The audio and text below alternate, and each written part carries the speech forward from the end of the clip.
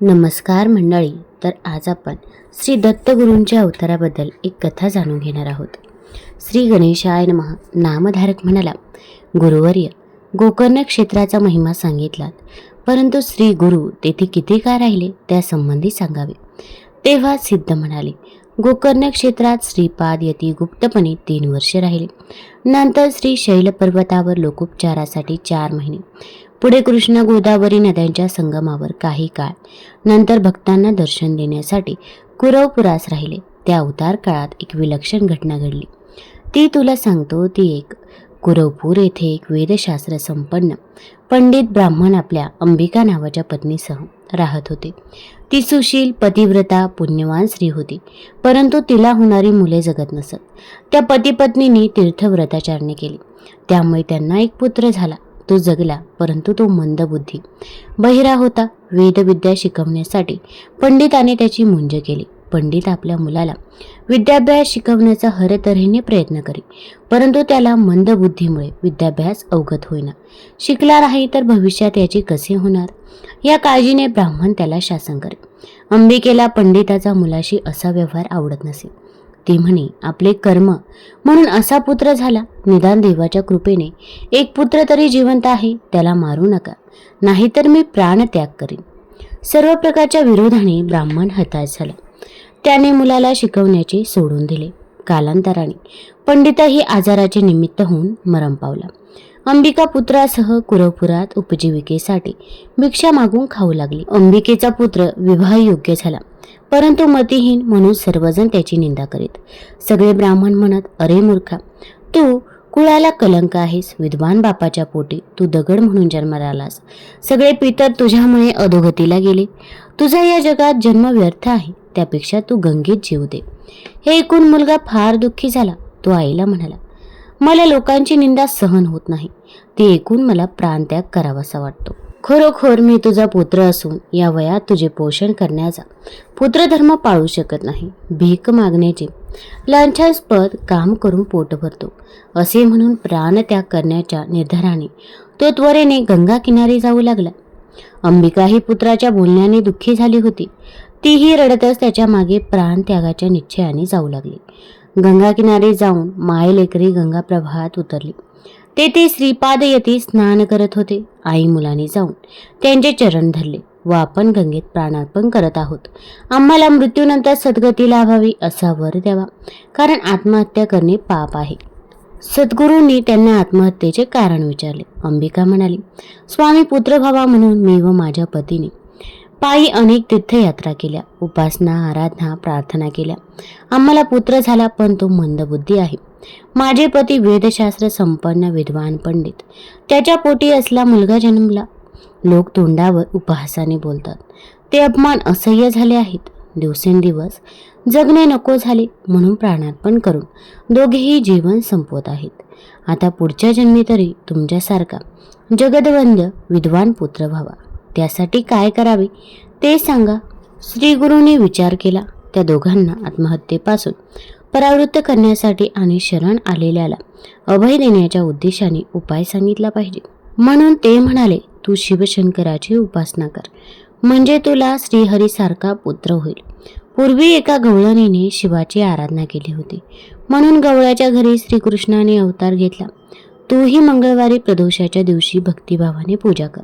श्री गुरूंनी तिला चंद्रसेन राजाची गोष्ट सांगितली. उज्जैनी नावाच्या नगरीचा राजा चंद्रसेन मोठा धर्मज्ञ होता. त्याच्या मणिभद्र नावाचा जिवलग मित्र होता. त्याच्या भक्तीने प्रसन्न होऊन शिवशंकराने त्याला तेजस्वी, अत्यंत तेजस्वी परेशमणी दिला होता. त्याच्या स्पर्शाने लोखंडाचे सोने होत असे. मणिभद्राने तो मणी स्वतःच्या गळ्यात धारण केला होता. राजा चंद्रसेन त्याचा मित्र असल्यामुळे मणिभद्र राजाच्या गळ्यात प्रेमाने तो मणी घालत असे. त्या मण्याच्या प्रभावामुळे राजाच्या नगरीत प्रजा आनंदात सुखात नांदत होती. कसलेही उणे तिथे नव्हते. त्या मण्याच्या अलौकिक गुणाची ख्याती ऐकून अनेक देशांच्या राजांच्या मनात तो विकत घ्यावा असा विचार आला, परंतु राजा कोणत्याही किमतीत मणी द्यायला तयार नाही. हे पाहून तो जबरदस्तीने हिरावून घेऊ अशी धमकी दिली. तरीही राजा ऐकत नाही. असे पाहून सर्व राजांनी एकत्र येऊन एक युक्ती केली. उज्जैन नगरीला वेढा घातला.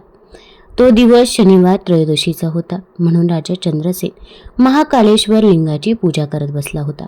त्यावेळी शिवालयात काही गवळणी मुलांना घेऊन पूजा पाहायला आल्या होत्या. ती पूजा पाहून गवळ्याची मुले आपणही बाहेरच्या अंगणात दगड मांडून शिवलिंग, देऊ, खांब, अंगण, पत्री, अभिषेक पात्र वगैरे दगडाचे कल्पून लुटूपुटूची शिवपूजा सुरू केली. शिवाला नैवेद्य दाखवला. काही वेळाने मुले आपल्या आईबरोबर घरी गेली. परंतु पूजा करण्याचा खेळ खेळण्याची ज्याची कल्पना होती, तो मुलगा मात्र शिव उपासनेमध्ये तल्लीन होऊन शिव शिव शिव शिव म्हणत बसला. तो का घरी आला नाही म्हणून त्याची आई त्याला पाहायला आली, परंतु तो गोप बालक शिवपूजेमध्ये मग्न झालेला तिला दिसला. तिने त्या बालकाला तडाखे दिले व जेवायला चल, काळू किती झाला आहे म्हणून जबरदस्तीने त्याला उठवले. त्यांनी मांडलेली दगडाची पूजा विस्कटून टाकली. मुलाने आक्रोश केला. पूजा स्थानावर पडून पडून हुंदके देऊन रडू लागला. त्याची उत्कट भक्ती तळमळ पाहून भगवान शंकर प्रसन्न झाले. त्यांनी तेथे एक रत्नजडीत शिवालय उभारले.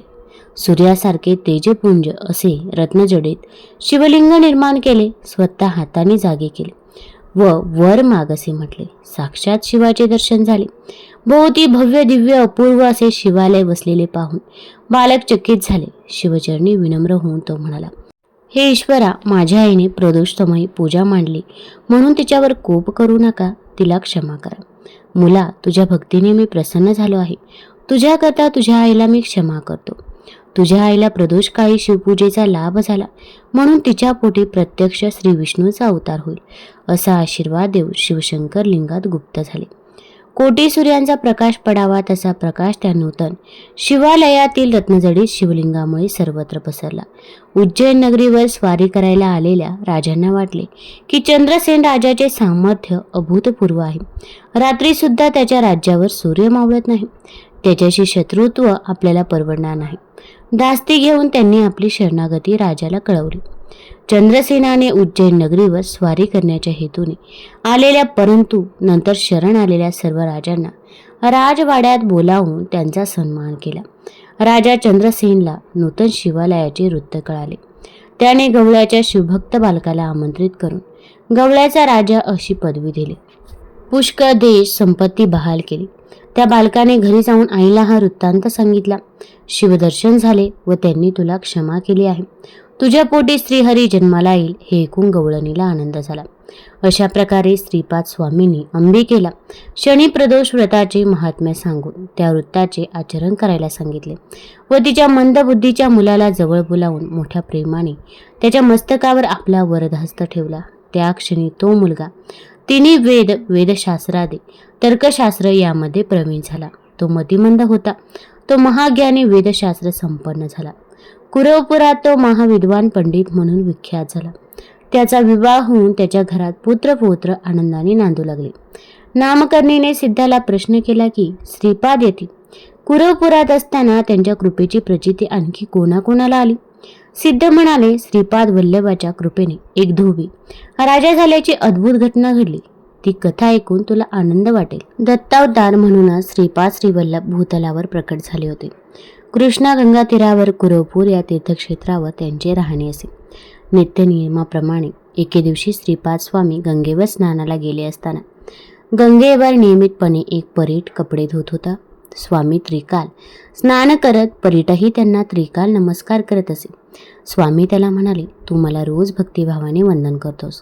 तुझ्यावर मी प्रसन्न आहे. श्री गुरूंचा हा आशीर्वाद परीटाला शुभ शकून वाटला. श्री गुरूंची यापेक्षाही सेवा करण्याचा त्याने निश्चय केला. त्याप्रमाणे तो रोज सकाळी लवकर उठून श्री गुरूंच्या मठाचे अंगण झाडून सडा घालून स्वच्छता करू लागला. वैशाखातील एके दिवशी एक यवन राजा आपल्या लवाजमासह स्त्रियांना घेऊन जलविहार करण्यासाठी गंगेच्या काठावर आला. सर्वांच्या अंगावर भरजरी वस्त्रे, सुवर्ण अलंकार घातले.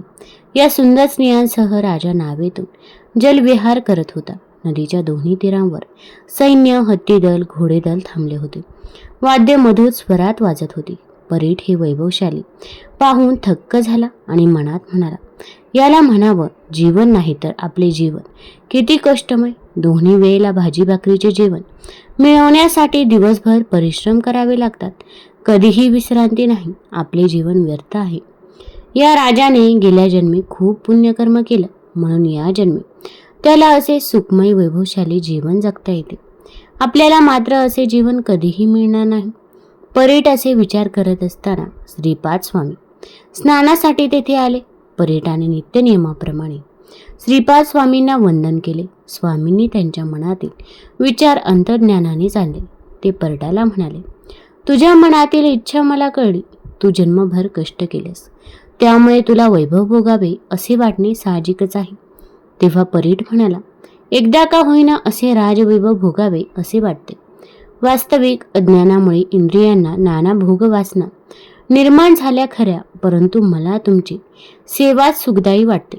हे ऐकून श्रीगुरु म्हणाले, तुला ज्या ज्या इच्छा होतात त्या त्या पूर्ण झाल्या पाहिजेत, नाहीतर त्या मोक्षप्राप्तीच्या आड येतील.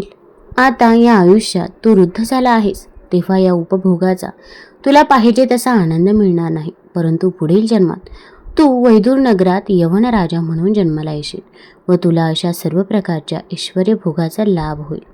परीड म्हणाला, हे कृपावंता, आपल्या चरणाचा वियोग होईल असे कृपा करू नका.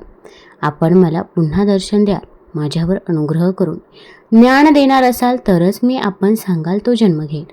श्री गुरु म्हणाले, तुझ्या त्या जन्मातल्या वृद्धपणी मी तुला येऊन भेट, ओळखही देईन, ज्ञानही देईन. पुढील काळात श्री नरसिंह सरस्वती या नावाने अवतार घेऊन संन्यासी रूपाने लोककल्याणाचे कार्य करणार आहे. श्री गुरूंना श्रद्धापूर्वक विनम्रतेने साष्टांग नमस्कार करून परीट त्यांचा निरोप घेऊन घरी जाण्यास निघाला.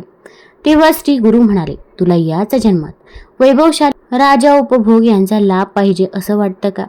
पाहिजे असल्यास या जन्मी सुद्धा तसा लाभ होईल. परीट म्हणाला, गुरुराया, या आयुष्याच्या अंतिम काळात गलित काम अवस्थेत मी कसले राजवैभव उपभोगणार? त्यापेक्षा यानंतरच्या जन्मात यवनात राजविलास भोगून त्याचा आनंद घेईन.